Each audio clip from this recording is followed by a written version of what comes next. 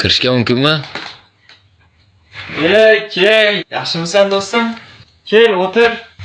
Ishlaring bo'lyaptimi? Bo'ladi. Ko'rib turganingdek mana. Tirikchiligimizni qilib yuribmiz-da. O'zing qanaqasan? Rahmat. Bo'ladi. Yuribmiz. O'zimiz ishdan gapir, o'zimiz ishda. Qanaqa ketyapti ishlarimiz? Ha, aytgan hujjatlaringni mana tayyorladim. Xudo xohlasa, mana shularga qo'l qo'yib bersang, ishlarimiz yaxshi bo'lib ketadi, do'stim.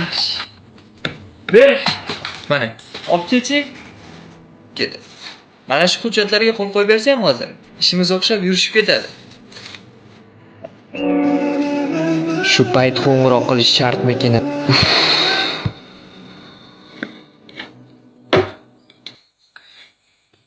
Kim qo'ng'iroq qilyapti, do'stim? Qo'yaversang-chi. Onam telefon qilyaptilar. Ko'tarmaysanmi? Gaplashmaysan? Keyin ham gaplashaveraman. Hozir soqqani qilish kerak, do'stim.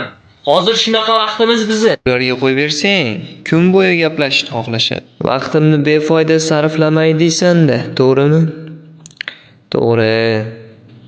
Lekin sen uchun tunlari uyqusidan, o'z orzularidan voz kechgan inson bu ona bo'lar ekan.